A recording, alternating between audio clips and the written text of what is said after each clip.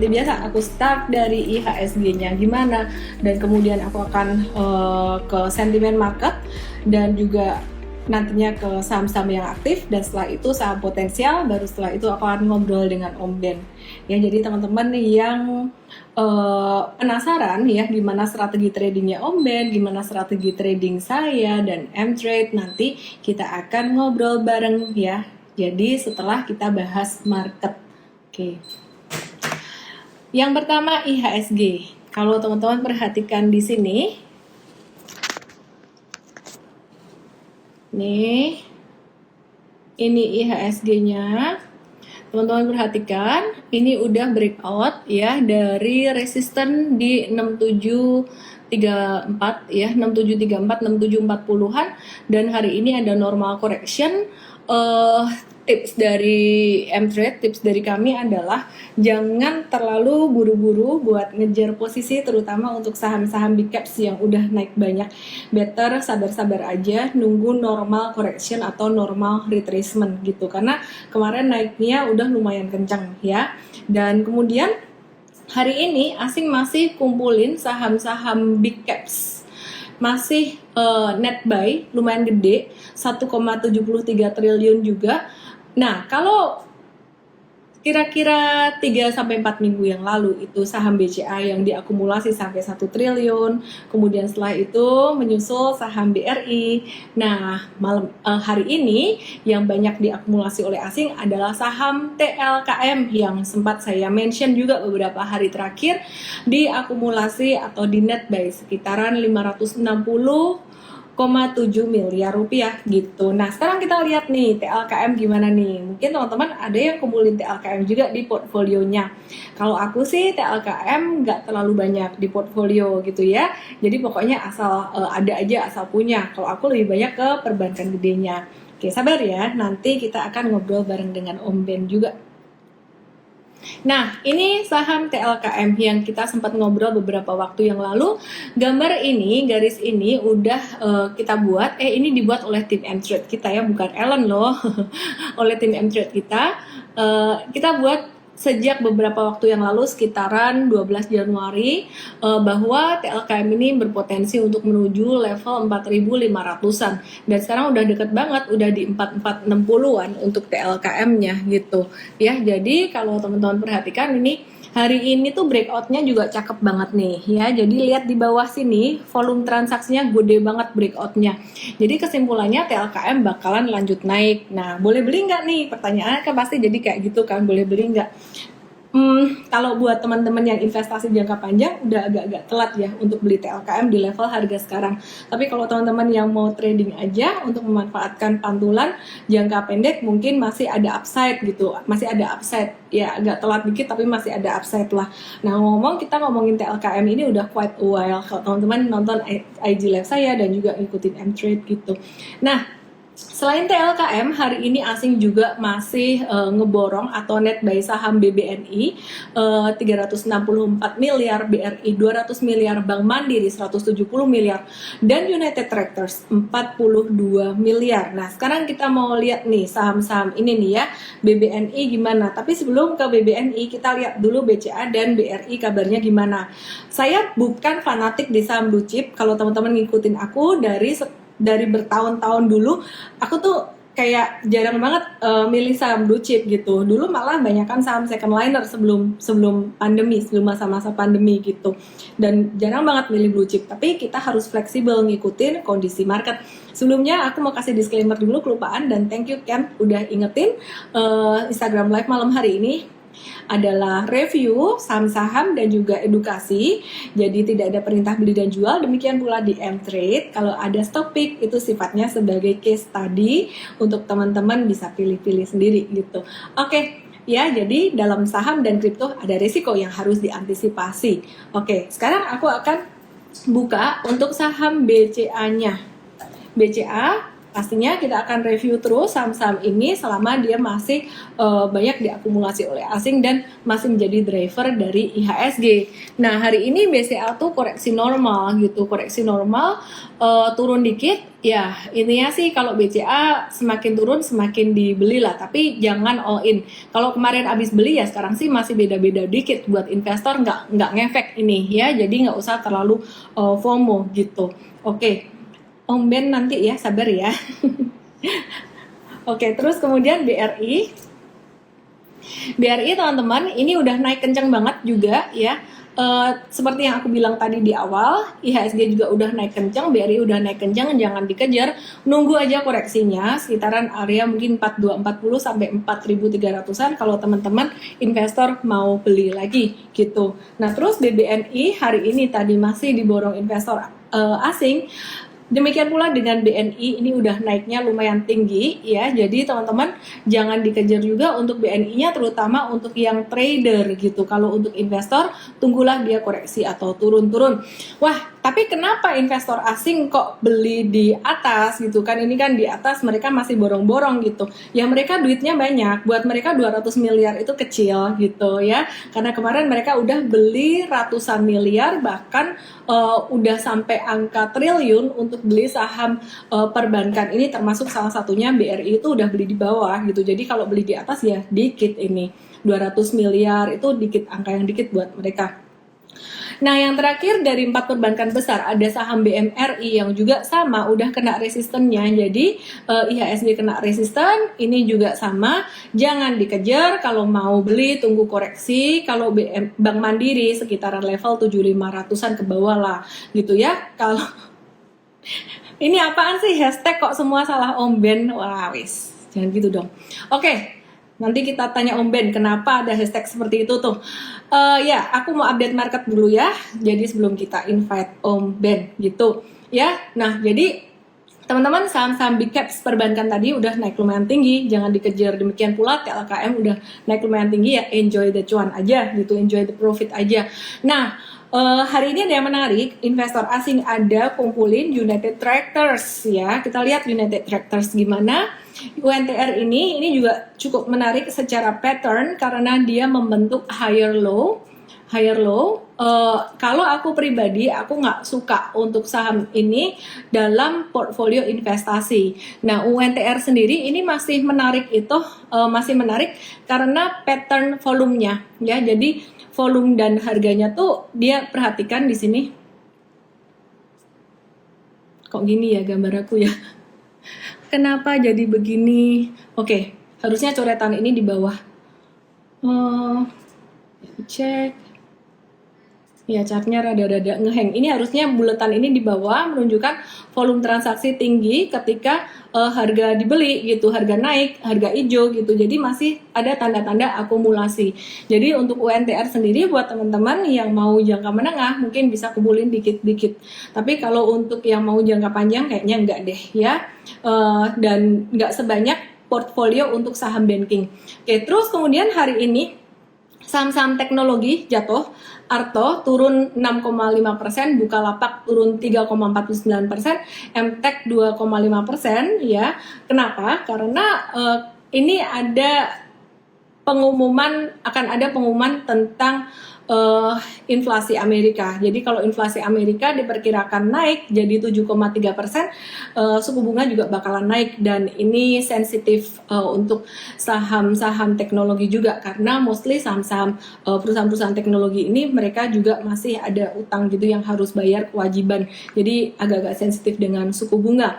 Dan yang menarik, meskipun Arto turun 6,5%, hari ini Arto masuk MSCI Global Standard Index List karena memang frekuensi dan kapitalisasi dia juga meningkat selama beberapa waktu terakhir. Artinya apa? Masuk ke dalam portfolio MSCI Global Standard Index List, artinya fund manager asset management reksadana akan juga menambahkan Arto di dalam portfolio mereka. Nggak heran juga hal ini yang juga menjawab kenapa akhir-akhir ini Arto tuh banyak dibeli oleh asing ya. Jadi untuk rebalancing aja. Cuman kalau menurut aku saham banking digital ya, ini personal opinion aku masih lebih prefer untuk trading dan follow the trend aja gitu. Sekarang jam 8.12, sebentar lagi kita akan invite Om Ben. Om Bennya mana ya? Belum jawab WhatsApp aku, semoga nggak hilang. Bentar. Instagram Om Ben namanya masih jalan-jalan murah ya. Anyway, udah langsung aja Om Ben. Oke, bentar Om Bennya belum nongol. Aku cari dulu Omnya mana gitu. Oke, aku akan coba invite Om Ben. Jalan-jalan murah.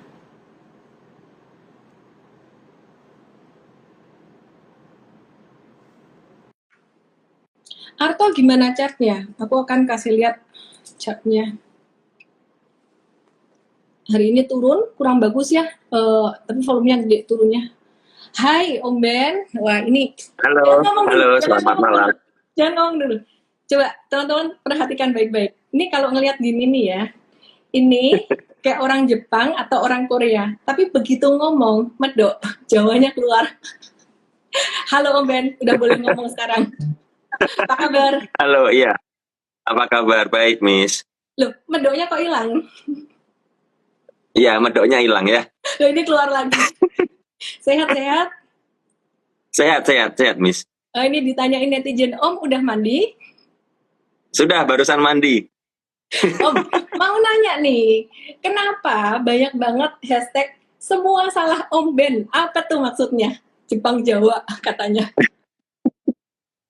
Iya, jadi dulu itu ketika kode brokernya masih dibuka ya di live trading ya, kode broker dibuka ya. Jadi kan saya suka main saham-saham third liner seperti kebanyakan ya scalper seperti itu kan. Bergabung kan bersama-sama. Nah, ketika sahamnya ARB dan kebetulan yang ngeguyur atau yang net sell itu broker yang saya pakai ya seperti itu. Jadi bilangnya wah ini diguyur Om Ben seperti itu. Ya, ya begitulah itu awal mulanya sih. I see. Pokoknya semua salah Om Ben lah ya. Kalau ada saham jatuh, salah Om Ben ya. Iya. Oke. Om Ben, ini penasaran nih. Strategi trading Om Ben gimana sih? Sambil sesekali lihat WhatsApp ya Om ya. Bisa nggak? Oh ya, oke. Oke, sebentar. Iya. Lihat Mungkin WhatsApp jawab ya. pertanyaan aku boleh nanti lihat WhatsApp. Strategi tradingnya Om Ben ini gimana? Strategi trading saya sebenarnya apa ya? Scalper ya, karena market seperti ini bingung juga mau main panjang ya paling kan yang inflow ya yang tadi Miss Ellen udah jelasin di awal ya, saham-saham itu aja, sedangkan saya tipikalnya itu bukan orang yang sabar ya, dan bukan yang suka ngehold saham big caps ya. Kebetulan di portofolio cuma ada BBRI sama BBCA aja ya, yang lain nggak pernah ada. Saya cuma invest di 2 saham itu aja. Nah sisanya yang lain itu saya lebih suka bermain di saham-saham seperti grup MNC atau saham-saham yang volatil seperti itu. Jadi begitu Miss kalau dari saya. Oke. Hari ini ada trading saham apa? Halo. Hari ini saya yang rame kan kayak Kapik gitu ya. Kapik, kemudian saya ada SKT tadi, lalu ada Kobex ya seperti itu ya. Jadi memang saham-saham yang mungkin berbeda dengan Miss Ellen ya. Hari ini nggak trading Arto kan, Om? Oh enggak. Arto sudah saya coret dari list saya sejak dia jebol 17.000 ya. Saya udah keluar semua, udah nggak pernah pegang Arto lagi udah sejak dia jebol dari supportnya di 17.000 itu. Berarti itu bukan salah Om Ben ya? Arto turun hari ini. Enggak, itu asing yang jualan masif ya, setahu saya. Oke, menarik ya. Ini ditanya, wah Om Ben ini sama ya kayak Om Bekti ya gitu, strateginya scalping gitu. Mungkin boleh deh teman-teman sekarang kan ada yang belajar scalping juga gitu. Ya kalau aku kan lebih ke swing trading, kalau marketnya oke, malah aku lebih ke trend following gitu. Akhir-akhir ini malah aku mix bagian portfolioku dengan saham-saham blue chip, which is dulu jarang banget trading blue chip atau beli blue chip gitu. Sekarang ada swing dan kadang-kadang scalping juga di Android, kadang-kadang scalping juga. Oke, dari Om Ben nih tips untuk scalping gimana? Kalau tips saya untuk scalping, yang pertama teman-teman harus disiplin. Itu tips utamanya ya, harus disiplin dan harus mengerti resikonya. ya, karena scalping ini high risk high return ya, seperti itu ya. Jadi kalau gagal tidak boleh berubah menjadi invest atau swing ya. Jadi scalping is scalping ya buat saya. Pilihannya adalah kita taking profit atau cut loss gitu aja. Itu prinsip saya, prinsip utama, dan itu yang memang yang saya pegang terus ya, dan itu yang membuat saya bisa bertahan di scalpingan, karena saya mendisiplin diri saya dan saya belajar tetap disiplin. Intinya adalah mau profit mau loss saya harus keluar ketika memang saatnya keluar, seperti itu kalau strategi saya. Tips yang paling utama itu menurut saya. Jangan lupa cek WA ya Om ya. Cek WA Ya. benar Om. Oke, ya. Oke, Jadi ya. tadi yang ngomong Om Ben itu benar banget sih. Di kita di M-Trade kita juga sama kalau trading scalping, which is sebenarnya lebih ke M-Trade ya untuk scalpingnya. Kalau Ellen sendiri malah jarang scalping sih, karena aku banyak ngurusin banyak hal juga gitu di M-Trade, ngurusin tim dan segala macamnya. Itu mesti cuan bungkus sih. Istilah kata tuh kalau udah cuan ya mesti bisa mencukupkan diri dengan apa yang kita dapat gitu. Nah, pertanyaanku nih, Om Ben, pernah nggak sih abis take profit terus scalping ini ya cuan bungkus, abis itu sahamnya lari lagi?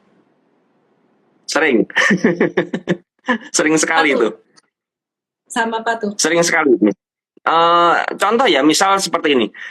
Hari ini misal ya kita ngerti kapik ya, kapik tadi langsung kenceng ya, pagi-pagi langsung kenceng sampai atas, kemudian dia koreksi ke 118. Nah, sesi 2 tiba-tiba digas lagi lah. Itu terkadang loh sudah taking profit lari lagi dia seperti itu. Cuman kalau saya memang mau re-entry atau masuk lagi, saya harus mengerti resikonya. Jadi mengerti posisinya, dan saya sangat menghindari mengejar ketika dia sedang bergerak.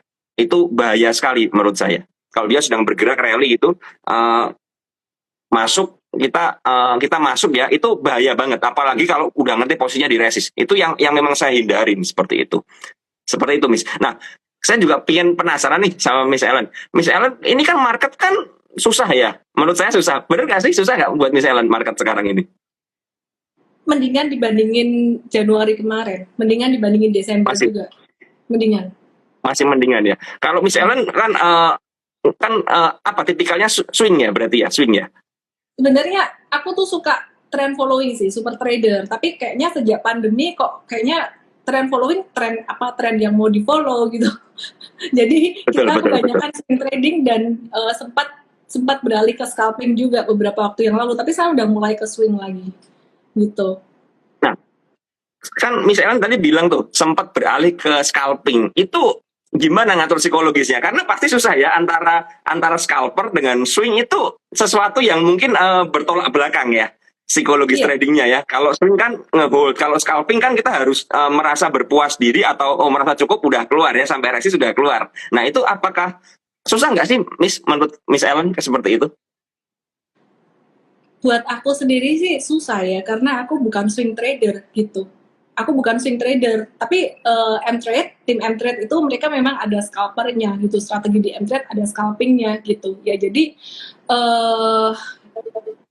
combine lah ya untuk teman-teman yang suka scalping, ya kita kasih scalping, terus kalau ada yang mau swing kita kasih swing gitu. Nah, yang jadi tantangan nih ya Om Ben ketika kita scalping gitu, likuiditas. Kadang-kadang bid overnya tuh kecil gitu, nggak bisa gede gitu loh. Jadi kalau misalkan kita mau trading gedean, itu agak-agak susah pas jualannya. Om Ben gimana sih caranya ngatasi ketika trading, ketika scalping, terus likuiditasnya tuh kecil? Kalau saya sih, saya gini, saya menentukan dulu untuk sahamnya yang saya scalping, saya harus memenuhi kriteria ya, kriterianya yang salah satu adalah likuiditas. Itu jelas banget. Jadi saya harus melihat likuiditasnya cukup bagus nggak ya, apalagi kalau masuk dalam rekom ya, rekom ke anak-anak seperti itu, ke anak-anak para pencari cuan seperti itu kan. Saya harus berpikir bagaimana supaya kita bisa masuk dan kita bisa keluar.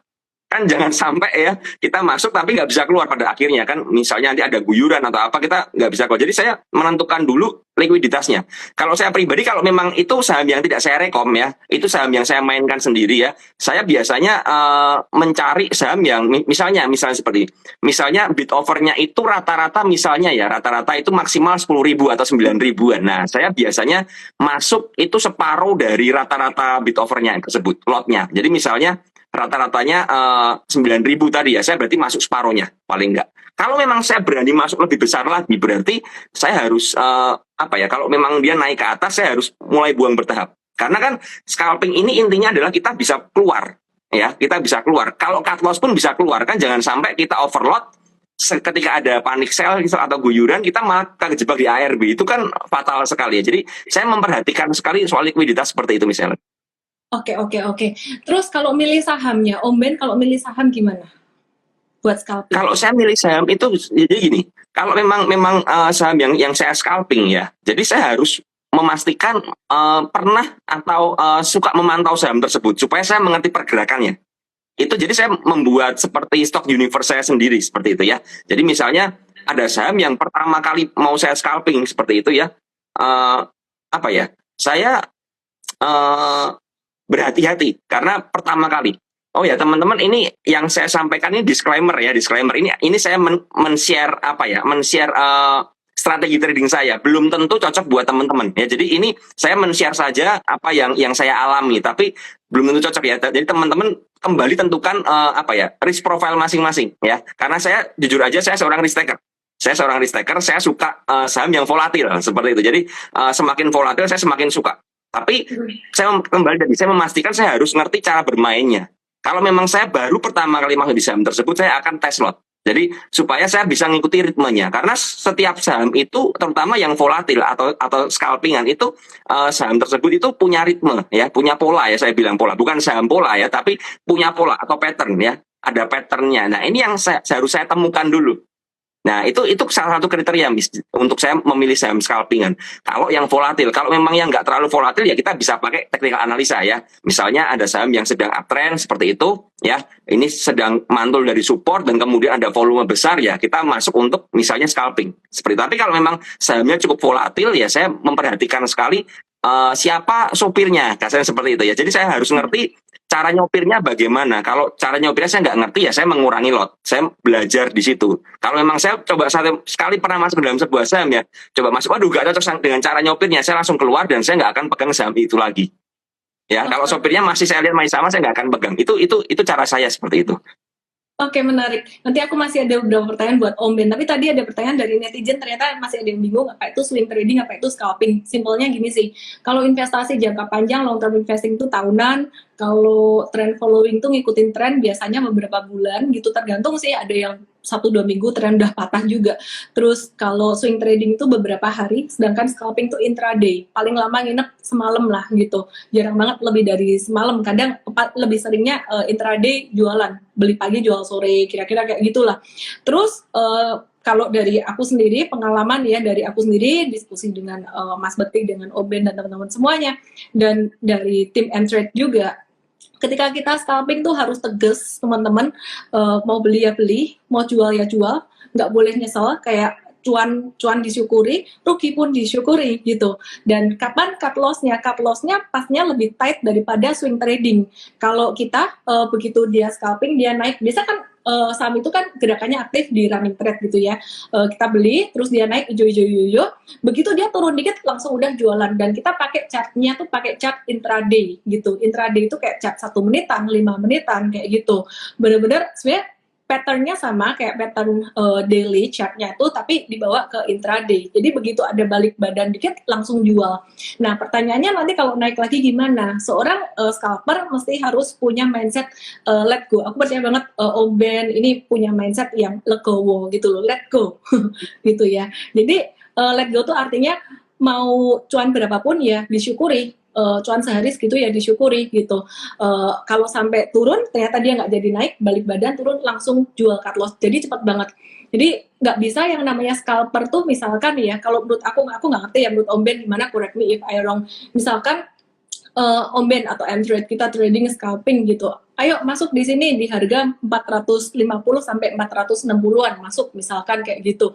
Ternyata harganya naik di 465. Nah, terus 470, 480, 485. Terus pas turun lagi ke 450, teman-teman yang belum beli masuk beli, itu telat, nggak bisa. Jadi kalau untuk swing trading bisa tuh nunggu retracement di area beli yang M-Trade sempat rekomend gitu. Tapi kalau scalping enggak, scalping itu benar-benar masuk ya masuk, kalau nggak sempat nggak dapat ya jangan ngantri beli gitu, karena begitu naik sekali seret langsung jual, begitu turun lagi itu udah nggak ada, udah jual gitu. Jadi ini bukan buat pemula, saya rasa ini bukan buat pemula. Kalaupun teman-teman yang pemula mau ngikut mungkin uang kecil aja.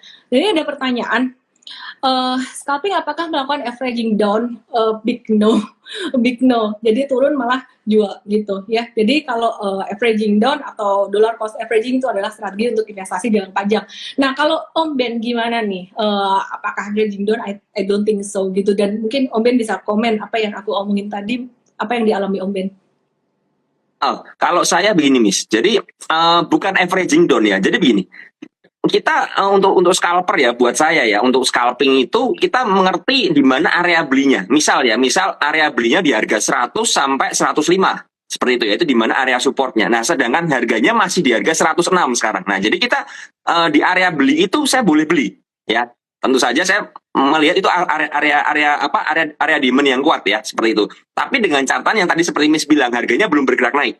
Kalau memang dia sudah bergerak naik dan mencapai target tertentu atau mencapai resist dari intraday ya, jadi chart intraday seperti itu, dan dia turun lagi, itu berbahaya karena peluang jebol ke bawahnya sangat besar sekali ya. Tapi apa ya, ketika dia masih menguji area support atau area buy tersebut dan dia belum bergerak naik, saya masih melakukan pembelian. Tapi makanya saya bilang itu bukan averaging down ya. Average down misalnya ya, kita di harga 100 tiba-tiba dia jebol support ya. Ada support di bawah di 90. Nah, kita beli di bawah, itu enggak. Itu enggak ya. Jadi kalau jebol supportnya dari misalnya ya, saya pasang dari 105 sampai 100 dengan stop loss di 97 misal seperti itu. Nah, kalau 97-nya jebol ya saya keluar. Waduh, ada Mas Bekti nih. Halo. Halo Mas. Halo. Culik Mas Bekti. Pokoknya aku jago nembak lah. Siapa yang lewat di sini? Wah, Mas Bekti. ini Mas Bekti di rumah siapa Mas Bekti? Tempat teman. Ngomong dulu, nanti gantian, oke? Iya, iya. Yang tadi saya bilang benar. Jadi kita nggak melakukan average down karena style kita nggak berubah ya. Kita scalping bukan jadi ke arah swing. Jadi ketika jebol bawah ya kita tidak mau melakukan pembelian di bawah, kita cut. Kalau memang mau re-entry lagi di bawah itu beda lagi ya, beda lagi urusannya. Tapi barang yang di atas kita keluar. Karena seorang scalper itu biasanya agresif, memakai modalnya agresif ya, memakai porsinya kalau saya bilang mungkin 100% ya, agresif, bahkan ada yang pakai margin. Nah, itu yang makanya saya bilang tidak melakukan average down karena kita keluar ya keluar. Kalau saya seperti itu, Miss. Oke. Iya, nanti Om Ben boleh jawabin pertanyaannya Senjaya 888 tuh. Nanti boleh dijawab Om Ben. Ini aku mau nanya ke Mas Bekti dulu. Mas Bekti, Oke, sudah Cik. mandi belum? Belum. Tadi Hari habis ketemu ini sama cuan si atau Ellen. loss? Kenapa sih? Hari ini cuan atau loss? Cuan. Sama Pak.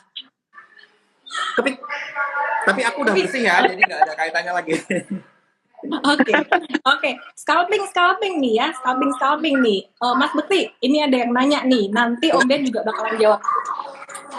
Kalau lagi scalping, fokus satu saham sampai cuan take profit baru pindah, atau boleh nih beberapa saham?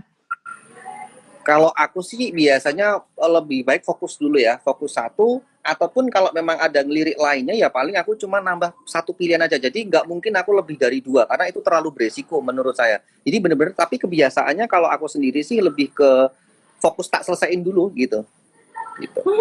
Tak selesaiin dulu artinya tak kuyur dulu. Enggak.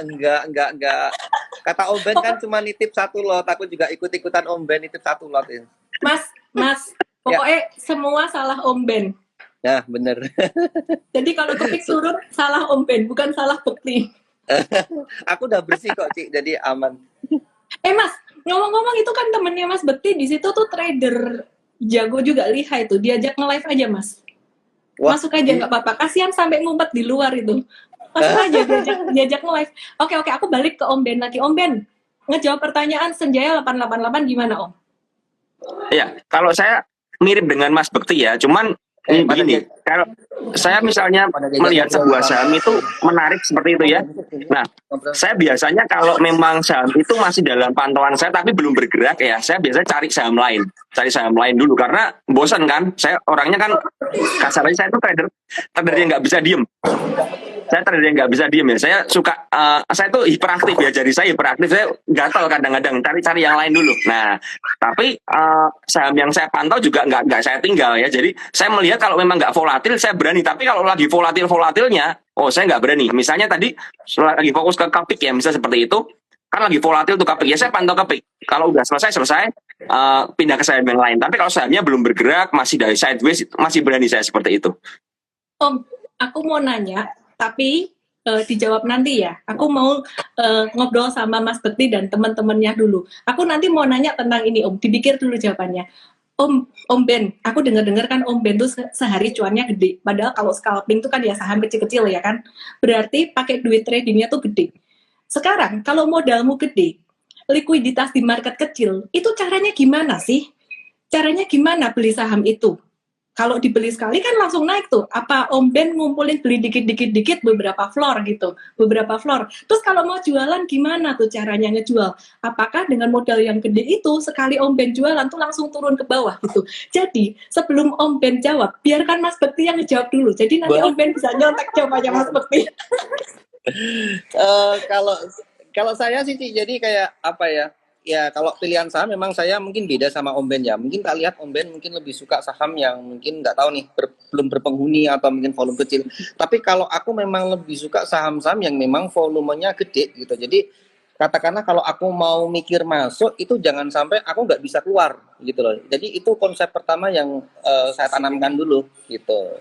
Jadi ya misalnya kayak kita tahu lah beberapa waktu ini kayak grup-grup MNC kan rata-rata memang volumenya kan besar ya. Mau masuk mungkin 50-100 ribu lebih itu pun bisa gitu. Gitu sih. Oke. Halo teman-temannya Om Ben itu siapa sih? Ada Cialin bukan sih? Cialin. Ya, Cialin itu. Halo, Ya. ini siapa nih? Ini kayaknya trader semua loh. Ini tradingnya gede-gede semua nih muka bos. Hai everyone. Halo, salam kenal. Salam Warga kenal. Alam Sutra juga, Ci. Warga Alam Sutra. juga loh.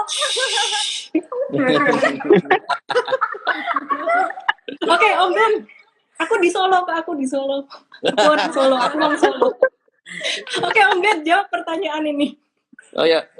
Ya, kalau saya memang terkadang ketika apa ya, saya ada dua style ya. Yang pertama seperti Mas Bekti bilang ngikutin grup-grup yang besar-besar lagi gerak-gerak seperti itu ya. Kalau ngikutin begitu nggak ada masalah. Tapi terkadang saya suka seperti yang Mas Bekti bilang ya, saham-saham yang nggak berpenghuni tapi sedang uptrend ya. Terutama saya lihat trennya ini lagi uptrend, kok lagi sideways bagus ya. Saya ngumpulin pelan-pelan. Nah, bagaimana kalau memang likuiditasnya kecil? Ya saya masuknya juga mikir dalam arti gini.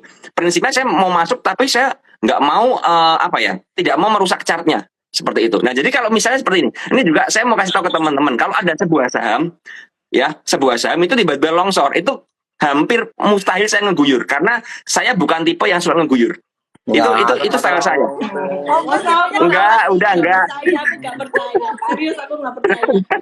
Enggak. Beneran. Ini saya ngomong beneran ya. Jadi saya tidak pernah buang langsung beberapa itu, hampir nggak pernah. Saya lebih suka saham tersebut saya bisa buang dengan sopan di atas. Nah, permasalahannya kalau ada yang beli di atas ya salah mereka kan seperti itu kan respon dari market ya. Saya hanya jualan pelan-pelan di atas. Itu tipe saya. Nah, kalau cara ngumpulkannya ya memang terkadang beberapa kali beberapa kesempatan saya akan langsung beberapa lantai. Karena apa? Kalau nggak langsung dikencengin ke atas, nanti aliran 2 tik 3 tik numpang. Nah itu yang paling saya kesel. Saya nggak mau ditumpangin begitu. Jadi saya bikin flow spike ke atas seperti itu ya udah. Nah sampai di atas ya ketika saya mau buang ya saya buang bertahap seperti itu. Tapi saya mencoba begini. Saya mencoba bermain dengan lebih cantik ya. Karena ketika sebuah saham itu pergerakannya lebih cantik, itu retail atau teman-teman yang lain, saya nggak ngomong retail ya, karena saya juga retail, maaf, saya bukan bandar,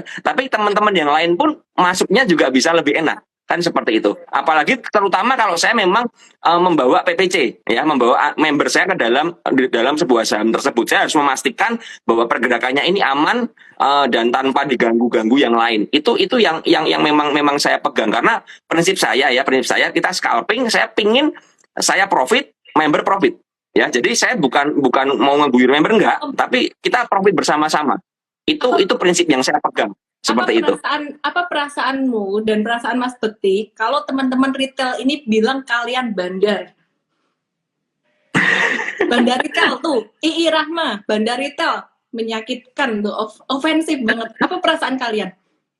Sebenarnya kalau saya pribadi gini sih, kalau saya sebenarnya kan juga bukan bandar, artinya kita kan juga retail ya. Saya person yang trading aja. Nah, di saham ini ya memang hukumnya ya namanya kita jual beli barang. Kita kan kayak tukar menukar harkat gitu ya. Jadi ada pihak tertentu yang memang barangnya ditawarkan kita beli, ada yang saya jual, ada orang yang mau beli, ya memang hukumnya seperti itu gitu. Ya mungkin kalau bisa dibilang saham itu menurutku tempatnya beradu strategi, tinggal strateginya gimana dan tujuannya dia mau investing, mau trading, mau swing atau apa itu kan tergantung dari masing-masing. Tentunya strateginya juga berbeda, pilihan sahamnya berbeda-beda gitu loh.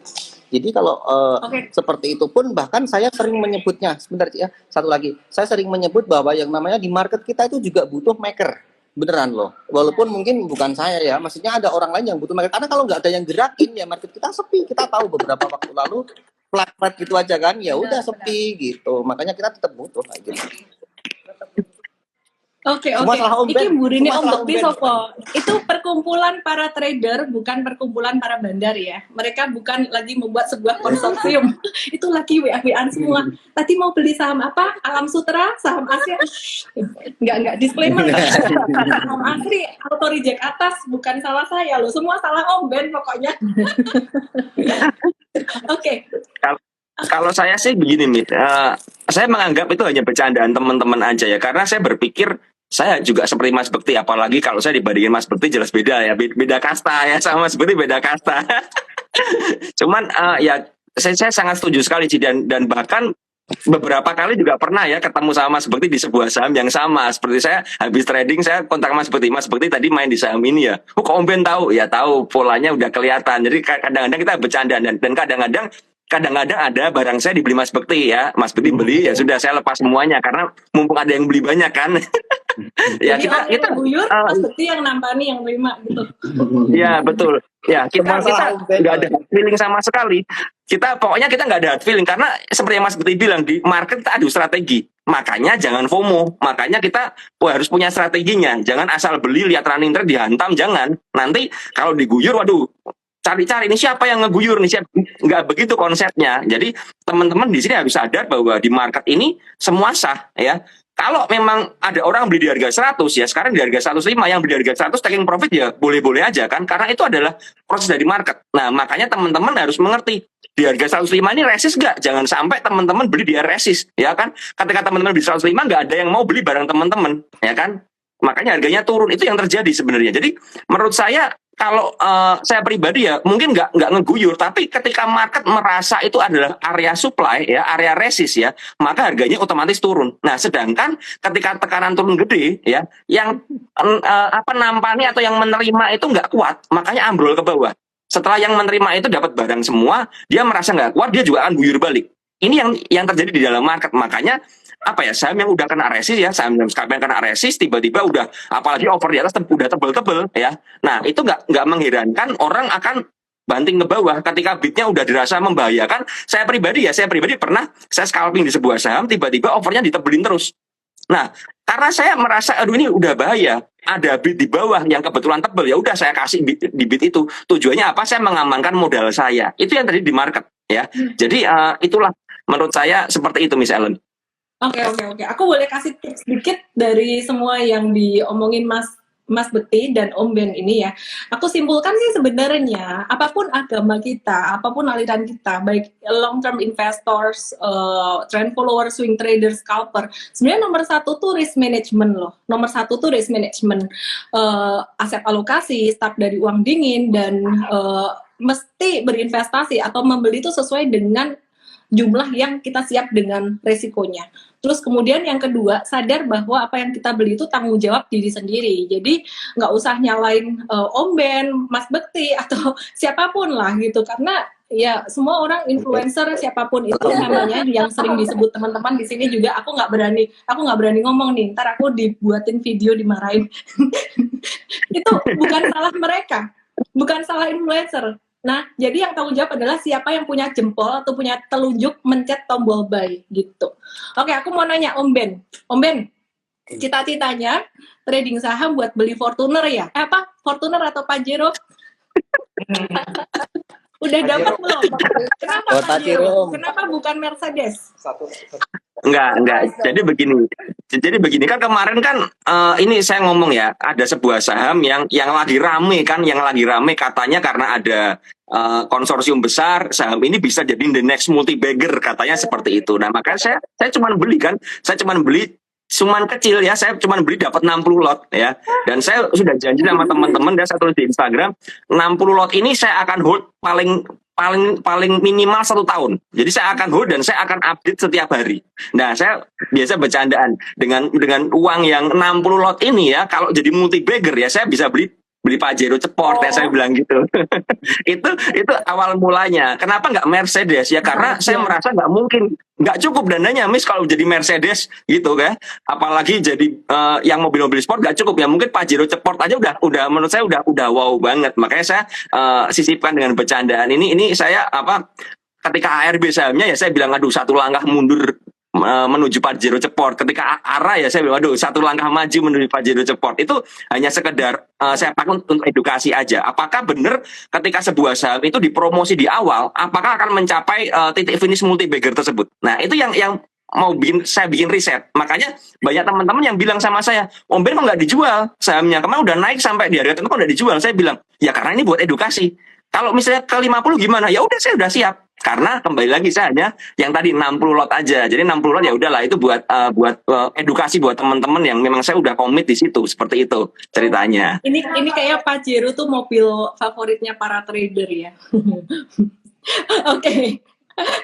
Mas Bekti dan Ya. Om Ben, boleh dong diceritain momen-momen ruginya juga, loss-lossnya gimana biar teman-teman semua ini nggak FOMO semua gitu. Dari Mas Bekti dulu deh.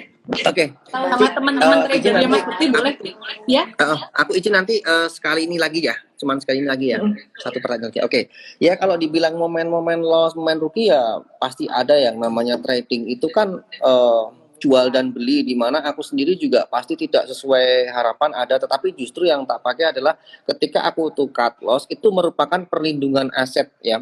Artinya justru aku membatasi resiko. Misalnya saya pengalaman pribadi ingat betul bahwa sekitar 1 tahun yang lalu itu bumi sempat menyentuh di harga 140-an. Waktu itu aku masuknya cukup gede ya. Coba kalau waktu itu nggak aku cut loss, 1 tahun ini belum balik gitu. Belum balik, modalnya mandek di situ, nggak bisa kita pakai buat yang lain ya kan. Kemudian ya sudah, kita mau naiknya kapan kita juga nggak tahu gitu. Makanya justru menurut saya cut loss itu penting banget. Nah, kalau memang momen-momen cut loss paling banyak ya saya juga pernah ngalamin banyak sampai benar-benar berada di titik bawah lah gitu, sampai porto saya minus 80% babak belur pun saya juga pernah gitu. Jadi memang ya, tapi justru proses itulah yang membuat kita jadi belajar. Kalau kita nggak pernah rugi, nggak pernah cut loss, kita nggak akan pernah belajar lagi. Tapi dengan adanya kita cut loss, cut loss dan kita merasa rugi, otomatis kita ada keinginan untuk belajar, evaluasi, dan itu akan menjadi kita lebih paham strategi di market gitu. Pernah cut loss sama apa terakhir? Habis cut loss sama apa? Last question buat Mas Bekti. Banyak, saya juga cut loss kan, semua salah Om Ben pokoknya ya. Jadi kalau saya dibilang, saya juga ada di beberapa waktu lalu saya sempat beli bumi ya, saya juga kena cut loss juga, buminya ada. Kemudian di Antam juga ada beberapa waktu lalu. Kemudian MTEK sempat juga. Jadi ada beberapa saham-saham yang memang saya juga cut loss gitu. Jadi disinilah membuktikan bahwa katakan 13 tahun pun saya di market, saya juga masih cut loss loh gitu. Tetapi ini yang saya lakukan adalah untuk melindungi aset supaya membatasi resiko. Karena kalau nggak dibatasi resiko, aset kita bisa berkurang, turun dalam, justru parah gitu. I see. sih. Oke, thank you Mas Bekti. Thank you ya Oke, udah mau makasih ya, Ci Ellen. Selamat Oke, ya, oke. menikmati Yo, waktu Om Ben, bersama yo. keluarga dan teman-teman Mas Bekti. Oke, Ya. balik lagi ke Om Ben ini. Om Ben, abis cut loss saham Ya. apa Om Ben? Ceritain rugi-ruginya. Biar income, Kalau biar cut loss, saya bilang begini, seperti yang Mas Bekti ya, kalau ngomong cut loss, ya tiap hari ada, hari ini pun ada cut loss, tapi cut lossnya menurut saya ya cut loss bagian dari trading atau scalping biasa. Kalau cut loss yang besar, saya barusan mengalami di awal tahun ya, di awal tahun seperti itu, saya sudah pernah bikin dengan Ci Alin ya, waktu itu dibantu Ci Alin ya, saya menunjukkan semua, saya di minggu pertama di Januari itu, saya dalam 2 hari, saya kehilangan uang 300 jutaan ya, itu bukan invest ya, bukan swing, tapi scalping. Sekali tabrak, udah nabrak saham, digebukin sama ya bandarnya, ya digebukin bener-bener ya, akhirnya saya loss cukup besar. Itu padahal hanya lossnya mungkin minusnya nggak sampai lebih dari 5% ya. Tapi karena mungkin saya merasa masih bisa ya, saya tahan bawah, saya ambil di bawah, dikasih terus ya. Itu sahamnya BGTG waktu itu. Ya, sahamnya BGTG. Ya, digebukin BK waktu itu ya, bandar kampret. Saya bilang waktu itu bandar kampret, BK-nya asing ya, bandar kampret ya, seperti itu. Nah, setelah itu sahamnya gimana? Naik nggak? Naik. Besoknya naik ke harga beli saya. Tapi kenapa saya cut loss? Ya, seperti yang Mas Budi tadi bilang, saya mengamankan aset saya. Karena begini, saya tidak mau trading dengan harapan, ya kan? Karena prinsip saya trading itu pakai analisa gagal, ya. Saya merasa membahayakan untuk modal saya keluar. Saya pernah punya cerita nih, Miss. Saya itu pernah cut loss saham minus 84%. Minus 84%. Itu waktu itu modal saya belum besar ya. Saya cut loss itu saya uangnya tuh pokoknya tinggal saya buang tuh minus 65 jutaan lebih. Saya hanya sisanya tuh cuma 15 juta dari yang saya cut loss itu. Itu saham SWAT ya. Waktu IPO pertama dia kan naik kan. Saya waktu itu masih belajar scalping nih. Saya masuk, profit kan, saya udah keluar. Harganya masih naik lagi, saya coba beli lagi. Ketika yang kedua, tiba-tiba diguyur. Nah, diguyur ini saya nggak disiplin. Saya ambil bawah lagi, diguyur lagi, sampai akhirnya ARB hari itu. Nah, saya sudah, waktu itu kesalahan saya adalah saya trading dengan harapan. Siapa tahu besok mantul, siapa tahu. Nah, ini bahaya. Dan akhirnya yang terjadi adalah tidak pernah mantul. Itu saya masih ingat saya beli di harga 360 tuh SWAT. Saya cut loss di harga 87 atau 88 waktu itu. Ya kan? Nah, itu kesalahan saya. Makanya saya dari situ saya belajar dari kesalahan. Oh, saya ngerti kalau saya memang mau scalping, saya nggak boleh jadi seorang investor. Ya, apapun yang terjadi saya harus cut. Sama seperti yang BGTG tadi. Saya masuk kalau nggak salah itu diguyur sampai sekitar 6 miliar atau nggak salah.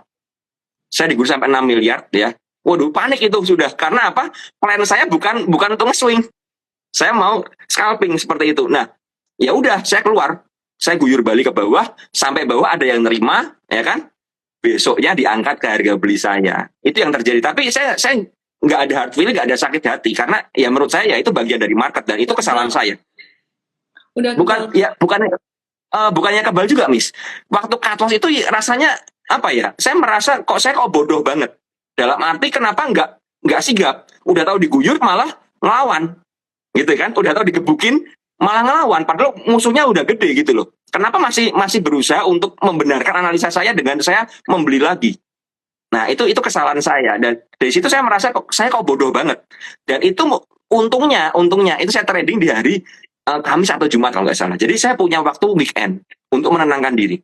Jadi saya benar-benar waktu itu di grup ya, saya pamit sama anak-anak, saya bilang saya mau refreshing dulu. Karena apa? Saya tidak menceritakan ke mereka. Saya hanya bilang ke mereka, doain ya. Saya ini ada sebuah pelajaran, kalau saya bisa survive dan menang, saya akan ceritain. Kenapa saya ceritanya ketika saya menang? Karena saya mau kasih mereka edukasi. Jadi bukan hanya menebar fear, menebar aura negatif, tapi nggak kasih edukasi, saya nggak mau. Nah, setelah itu satu minggu depannya ya, saya trading dan saya bisa mengembalikan loss itu dalam 3 hari. 300 itu balik ke saya. Kebetulan marketnya mendukung untuk scalpingan saya. Jadi saya per hari bisa dapat 100. Nah, udah balik. Nah, setelah itu saya bisa survive di market. Ya, ini apa ya? Bukannya nggak berat. Waktu itu teman-teman banyak yang bilang sama saya, ya ringan lah buat Om Ben. Wajar dong 6M minus 5%. Ya, karena teman-teman nggak ngerti posisi saya. Padahal saya sendiri pun merasakan itu adalah apa ya? Sempat down, sempat merasa bodoh. Karena apa? Karena saya sebenarnya harusnya bisa keluar dengan lebih cepat. Tapi kenapa saya membuat kesalahan dan itu malah mengibatkan saya bilang sama teman-teman loh, saya itu seperti beli mobil HRV, HRV gitu ya, taruh lapangan saya bakar langsung. Itu kan sama ya, kita buang uang 300 juta sekejap aja dan itu membuat saya sedikit goyah psikologisnya dan saya harus mulai membenahi diri dan kemudian mulai mencari konsistensi lagi untuk bisa survive di market. Ya seperti itu kalau dari saya.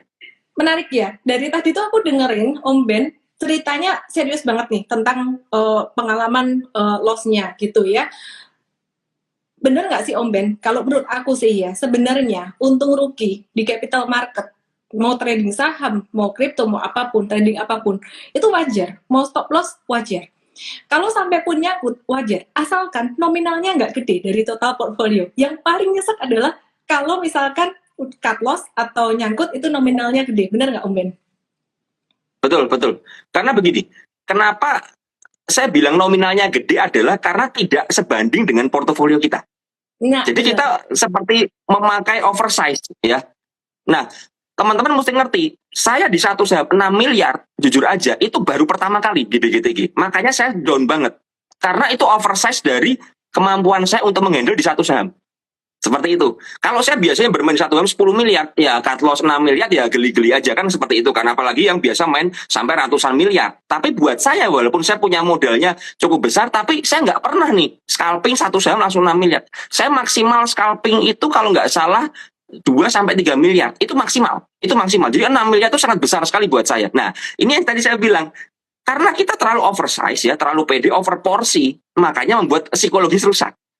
Kalau kita porsinya terukur ya, dengan sesuai dengan yang kita tentukan ya, itu kita nggak akan rusak. Karena apa? Kita ngerti, seorang scalper ngerti, oh cut loss ya cut loss, profit ya profit. Tapi kalau sudah terlalu besar ya, bahkan ada seorang teman ya yang kemarin habis cut loss Bukalapak ya, pernah share di Instagramnya juga, dia down karena cut lossnya gede banget.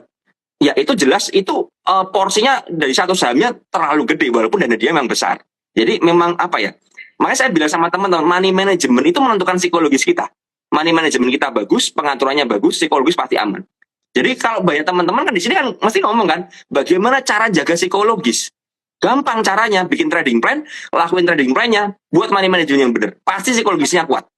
Oke. Kalau saya seperti itu.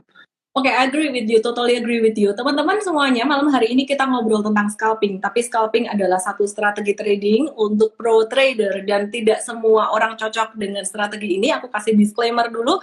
Jadi teman-teman mau follow Mtrade, mau follow Om Ben, PPC, itu semuanya ada risikonya. Ya, jadi kalau di Mtrade memang ada yang kasih pilihan untuk jangka panjang, jangka menengah, jangka pendek, dan juga ada scalpingnya juga. Om Ben lebih ke scalping, semuanya ada risikonya. Seperti yang Om Ben tadi bilang ya, nomor satu tuh paling penting adalah manajemen resiko. Manajemen resiko tuh gimana? Aku ceritain, yang pertama pastinya paling penting adalah uang dingin. Yang kedua, teman-teman mesti harus ada pembagian tiap saham tuh maksimal berapa persen. Kalau di Mtrade kita kasih tahu beli saham ini tuh maksimal 10%, 5%, atau mungkin boleh 20-25%. Ya, jadi mesti ada mix dengan portfolio dari saham-saham besar yang bisa nahan portfolio teman-teman supaya nggak terlalu fluktuatif. Jadi kalau teman-teman mau ngikutin strategi Om Ben untuk scalping, itu jangan semua sahamnya di scalping juga. Jangan semuanya tuh untuk scalping.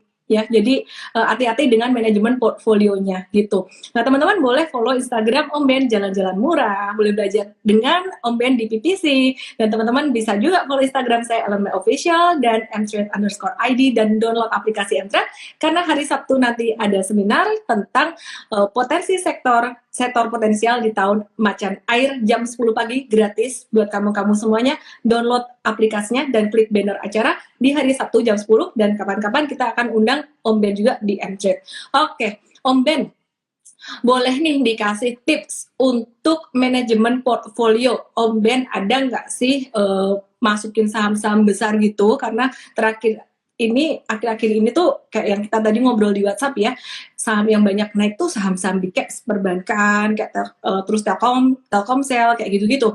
Nah, Telkom Indonesia kayak gitu-gitu. Nah, Om Ben ada nggak sih portfolio saham-saham kayak gitu atau semuanya trading? Ada. Saya memang membedakan. Jadi gini, saya membagi beberapa, kan saya punya beberapa akun di sekuritas ya. Saya bagi, ada satu akun di sekuritas A, misalnya seperti ini untuk scalping, sekuritas B untuk swing, sekuritas C untuk invest yang benar-benar beli dan merem ya, untuk hold tahunan. Itu saya ada. Ya, yang tadi saya bilang, saya punya untuk yang buy and hold dan merem itu BBCA, itu jelas itu sudah BBCA. Saya beli dan merem ya. Untuk swing saya ada BBRI seperti itu ya. Tapi BBCA ini saya tidak pernah lihat sama sekali. Jadi ini benar-benar porto yang nggak pernah saya buka sama sekali. Saya beli waktu itu sebelum stock split ya. Waktu itu saya sempat beli di harga 31 kalau nggak salah. Ya jadi saya udah buy and hold. Ya udah lama. Kenapa saya bedakan ke portofolio supaya karena begini, saya tuh scalper. Basic ini nature-nya nih scalper, tangannya tuh gatal, jarinya itu gatal sekali kalau lihat udah hijau tebel gitu kan. Nah, karena itu tujuannya, saya bedain portofolio supaya tangan saya nggak gatal. Itu saya membaginya seperti itu. Jadi, dan saya begini, kenapa saya berani beli dan merem buy and hold, dan saya bilang ya udah ini merem aja, karena saya beli dari uang profit saya dari scalpingan. Jadi setiap kali saya dapat scalpingan ya, saya kumpulin ya, saya kompon seperti itu. Ada beberapa kala ya, ketika memang marketnya lagi misalnya lagi turun atau memang lagi ada koreksi di area support atau seperti BBCA kemarin mau ada stock split. Nah, saya ambil dari profit saya ini saya masukkan. Nah, jadi psikologi saya sangat aman sekali karena apa? Karena saya invest dari dana profit.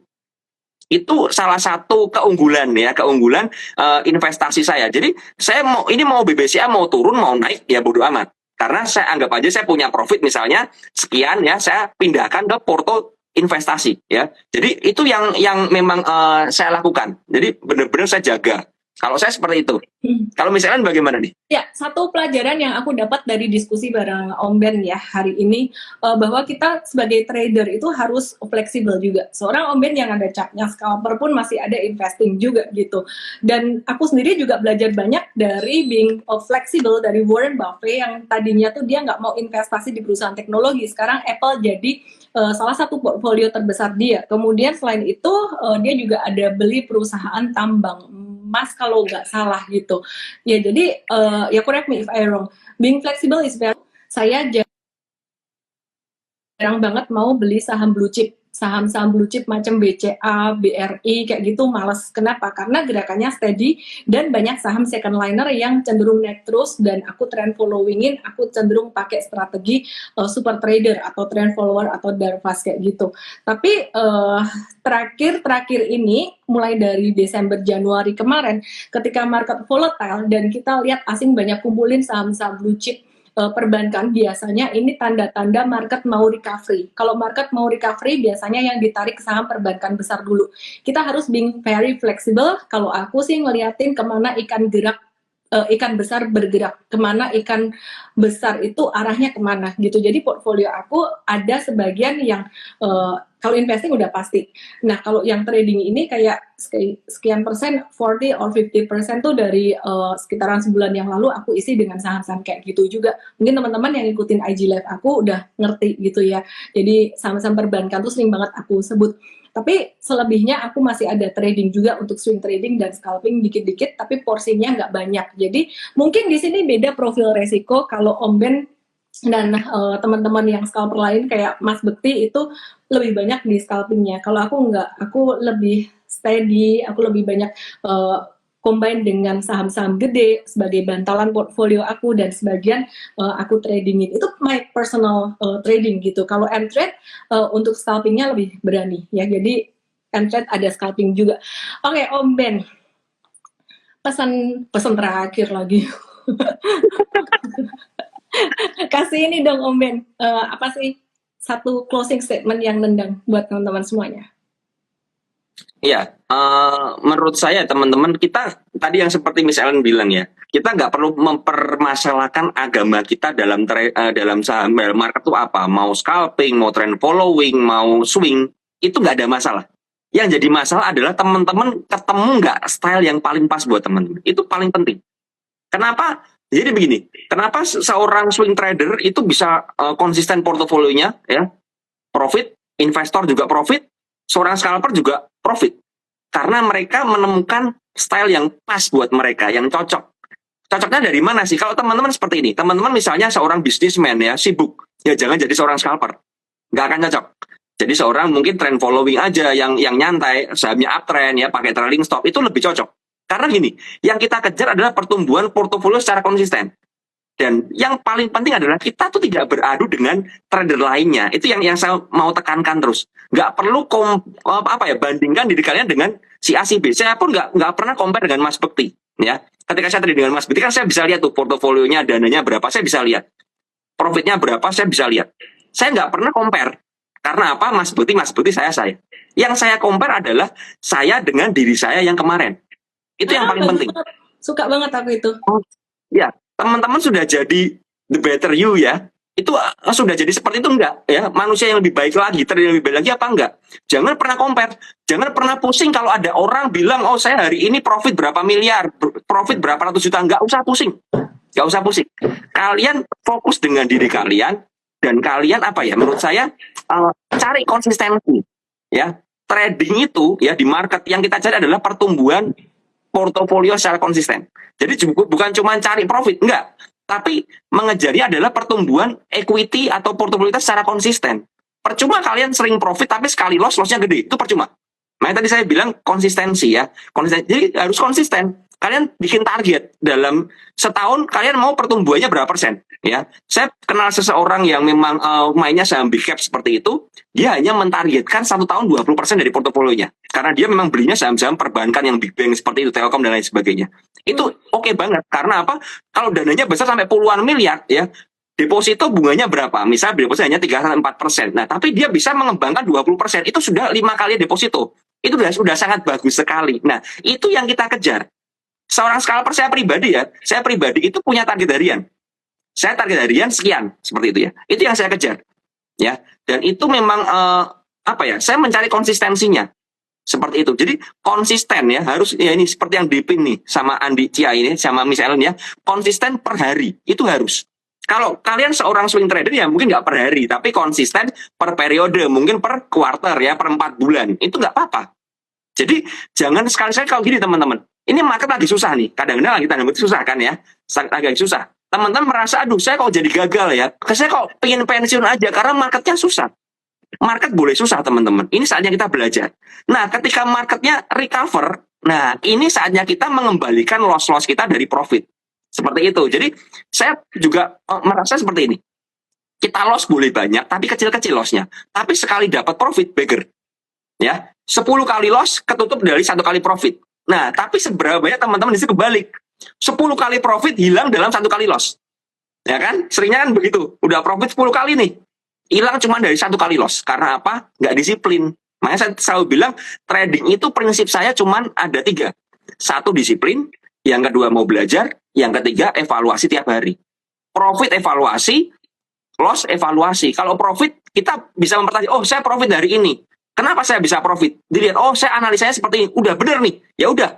Ketika teman-teman sudah punya satu tools atau satu teknik analisa yang sudah mumpuni ya, satu jurus yang sudah mematikan, katanya seperti itu kan. Kalau teman-teman suka lihat film action ya, John Wick katanya bisa bunuh orang pakai pensil. Kalau teman-teman bisa seperti itu aja, itu udah cukup. Nggak perlu belajar pakai panah, pakai pisau, nggak perlu. Kalau saya seperti itu. Jadi satu itu kalian pertajam sampai benar-benar tajam. Saya benar-benar mematikan bisa mengajarkan profit. Saya pribadi, saya itu orangnya suka belajar, tapi saya tidak berani mempelajari metode baru secara bersamaan. Saya ada nih seorang scalper ya, kayak Mas Bekti dulu pertama muncul ya. Saya penasaran dengan cara Mas Bekti, tapi saya nggak langsung mengadopsi cara dia. Saya mencoba memilah satu persatu. Karena saya nggak mau merusak style yang ada dalam diri saya. Nah, teman-teman di sini kebanyakan ada si A muncul ya. Oh, ini ada trader yang super nih, kayak misal Michael Yu keluar. Wah, pengen belajar formasi serang. Pengen belajar, tapi ketika teman-teman belajar itu malah merusak style yang teman-teman sudah buat. Kalau saya sudah profit dengan cara saya dan konsisten, saya nggak akan mau merubah cara saya. Itu prinsip saya ya. Ini sekali disclaimer ya. Itu prinsip saya. Karena apa? Di market yang saya cari adalah profit konsisten. Kalau udah konsisten, kenapa harus dirubah? Yang ada kan saya pertajam. Nah, kalau saya seperti itu misalnya. Oke. Ada beberapa hal yang aku dapat dari Om Ben tadi. Aku ada samanya, ada bedanya gitu. Mungkin ya namanya orang ada sama, ada bedanya ya. persamaan yang pertama adalah aku agree bahwa kita semua harus mencari style masing-masing. Pertanyaannya adalah gimana caranya aku nih cocoknya sebagai untuk scalping, swing trading, atau investing atau gimana? Caranya adalah kamu harus mencoba. Kalau kamu nggak coba, kamu nggak akan tahu. Dan ketika kamu mencoba, cobalah dengan uang kecil. Terus kemudian yang kedua, being very flexible. Nah mungkin ini yang aku agak beda dikit dengan Om Ben. Kalau Om Ben dia konsisten terus dari dulu scalping terus gitu. Kalau aku cenderung ngikutin ini nggak ada bener salah teman-teman ya. Sekali lagi orang tuh kan beda gitu. Kalau aku cenderung ngikutin trend market. Jadi kalau trend marketnya cenderung trend naik, aku akan lebih ke trend following atau super trader. Kalau marketnya choppy, aku akan cenderung swing trading atau mungkin scalping, or otherwise aku nggak trading sama sekali gitu, wait and see gitu. Kalau marketnya lagi ancur banget kayak tahun 2020 kemarin dan saham-saham bagus lagi murah per diskon, aku bisa loh value investing, which is aku jarang banget value investing gitu. Dan kalau aku sih prinsipnya lebih ke ngikutin uang besar itu kemana mereka bergerak gitu. Jadi mungkin ini yang sedikit berbeda dengan Om Ben. Tapi perbedaan itu ya itu karena karakter kita juga, karena personality kita, profil risiko kita beda. Nah kemudian yang ketiga, mungkin yang di sini yang menarik adalah Om Ben sebagai seorang scalper itu bisa target kayak harian nih, kayak Andija ngomong konsisten per hari. Tapi tadi yang aku highlight dari statement Om Ben yang very beautiful, yang Om Ben highlight dengan bijak juga, bahwa kalau kamu swing trader, kamu nggak perlu target tiap hari. Mungkin performa kamu bisa diukur selama beberapa bulan sekali. Gitu. Kalau aku personally, aku nggak target. Jadi mau trading berapa banyak cuannya tuh, aku nggak target. I will just flow with the market gitu, let it flow aja. Karena apa? Kalau marketnya kondisinya bagus, uptrend bagus, pastinya hasilnya akan melebihi dari target atau ekspektasi kita. Tapi kalau marketnya lagi kondisinya jelek banget, kayak banyak yang turun atau sideways, gak kemana-mana gitu, itu kita nggak bisa target. We just dance with the market, we just flow with the market gitu. Mungkin karena saya lebih ke arah swing trading dan lebih ke trend following. Tapi kalau scalping mungkin tiap hari ada gitu. Jadi Om Ben bisa pakai konsisten per hari. Tapi that's not me gitu. Jadi ini tadi yang menunjukkan perbedaan Om Ben dan saya aja ada bedanya. That's the beauty of trading gitu. Ketika teman-teman udah menemukan jati diri teman-teman, gimana caranya menemukan itu? Dengan mencoba. Ketika kamu udah menemukan jati dirimu sebagai seorang trader, investor, atau scalper, atau swing trader, teman-teman akan mantap. Meskipun dengerin dari Mas Bekti, dari Om Ben, dari aku, dari siapapun, kok ngomongannya ada yang beda-beda ya, itu akan diambil intisarinya aja yang sesuai dengan value kita gitu. Jadi sekali lagi aku highlight satu hal yang sangat penting dari Om Ben adalah jangan bandingin diri dengan orang lain. Kita belajar dari orang lain boleh, tapi jangan semua-muanya dicomot gitu. Bandingkan diri sendiri dengan diri kita sendiri di masa lalu yang sebelumnya, di mana kita akan jadi lebih baik dari hari ke hari. Dan ini aku belajar banyak banget. Ini bukan buku aku, The Infinite Game, Simon Sinek. It will help you a lot untuk mindset kamu dalam trading dan investasi supaya nggak buru-buru, supaya nggak FOMO, supaya nggak stres banding-bandingin dengan orang lain, dan supaya kita tuh trading dalam tanda kutip quote on quote seperti kita lagi main game yang nggak ada menang kalahnya. Jadi bukan main game seperti kita main sepak bola yang ada menang kalah dan bikin stres, tapi kita main gamenya tuh kayak kita main The Sims, di mana kita mendapat reward dari hari ke hari, dan rewardnya bukan cuman dalam cuan, tapi dalam pencapaian keberanian membatasi resiko. Itu juga satu reward buat kita. Kemajuan itu adalah reward buat kita, bukan cuan-cuan. Yang aku pelajari juga dari Om Ben, Mas Bakti, dan teman-teman semuanya, semakin tinggi prestasi, semakin tinggi cuannya, semakin merunduk ya. Jadi market adalah guru yang terbaik buat kita belajar menjadi humble dan fleksibel. Oke, thank you semuanya yang udah nonton malam hari ini, seru banget. Thank you, Miss, Om Ben. saya Yes. saya boleh tambahin satu hal nggak? Satu hal aja. Boleh. Senang banget. Iya. Jadi gini, mungkin yang teman-teman nggak mengerti ya. Jadi gini, tadi kan Miss bilang bahwa saya itu memang scalper, tapi jangan salah. Saya masih ingat sekali di tahun 2020 ketika market crash, saya tuh bukan seorang scalper waktu itu. Saya seorang trend following. Itu yang membuat portofolio saya dari ratusan juta jadi M. Itu titik balik saya. Saya masih ingat April saya 130 juta, November saya udah mencapai 1 M pertama saya. Itu saya peroleh bukan dari scalper ya, tapi dari swing dan trend following ya. Kita ngerti breeze ya, waktu itu bisa diikutin dengan enak banget ya. Nah, saya sangat setuju untuk being flexible. Saya pribadi ya, Miss ya, saya pribadi. Ketika saya, jadi gini, saya tidak semua saham saya scalpingin. Ini yang perlu digarisbawahi. Tidak semua saham saya scalpingin. Jujur ya. Ini disclaimer lagi, disclaimer. Saya tuh punya saham PSKT itu di harga 77. Kalau saya seorang scalper, saya nggak akan punya di harga 77. Di mana tadi sempat mencapai 118. Ya, saya juga punya BIT di harga 55. Jadi saya melihat begini, saya melihat kalau ada sebuah saham yang memang flow-nya bagus ya, dan trennya bagus, atau ada reversal dari bawah, itu saya akan beli di akun terpisah, di akun bukan scalpingan, saya akan pakai di sana, dan saya akan trend following atau swing, seperti itu. Nah, tapi untuk mengakomodir tangan saya yang gatal ini, saya juga seperti PSKT ya, saya punya di akun scalping. Jadi yang scalping kan ya tektokan aja, tapi nggak mengganggu yang akun swing saya. Ini yang memang saya pelajari, karena begini, saya sangat setuju dengan apa yang Miss Ellen bilang. Kalau marketnya lagi bagus, trend following, contoh, akhir tahun 2020, kita ngerti saham konstruksi itu beggar semua. Saya juga punya beggar waktu itu, saya punya saham Adi Karya. Saya beli di 700, saya average up sampai akhirnya di harga 900-an, saya jual di harga 2000. Itu beggar. Nah, kalau teman-teman nggak ngerti caranya untuk belajar memilah mana saatnya kita trend following, mana saatnya kita copet, kalian nggak akan dapat reward yang mantap seperti itu. Kalau benar nih, misalnya bilang kalau marketnya lagi enak, ngapain kita copetin?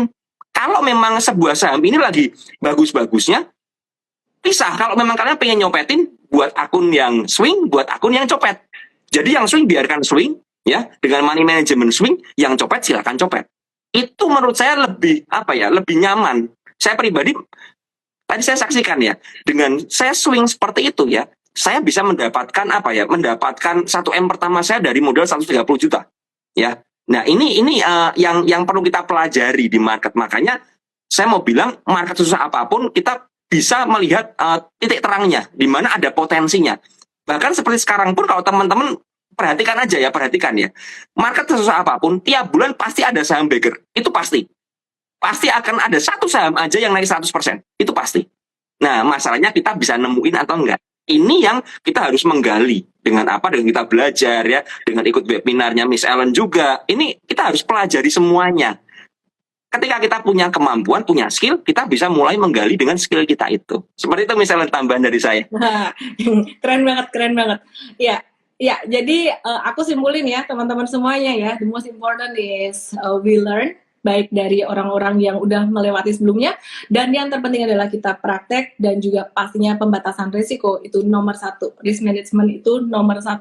Teman-teman yang mau belajar lebih lanjut tentang scalping bisa follow Instagram Om Ben Jalan-Jalan Murah atau ikut PPC. Yang mau belajar tentang swing trading, investment, terus kemudian trend following atau ada sedikit scalping juga bisa download aplikasi Mtrade, follow Instagram saya dan @ellenmay_official dan @mtrade_id. Banyak ya, semoga nggak bingung. Dan satu nanti ada seminar tentang potensi sektor di tahun macan air. Dan ke depan kita juga akan invite Om Bendong di Mtrade untuk sharing di acara Cuantastik kita hari Sabtu yang mungkin ke depan akan datang, kita akan invite Om Ben. Oke ya? Thank you so much Om Ben buat waktunya dan ilmunya. Terima kasih buat semuanya. Sehat selalu.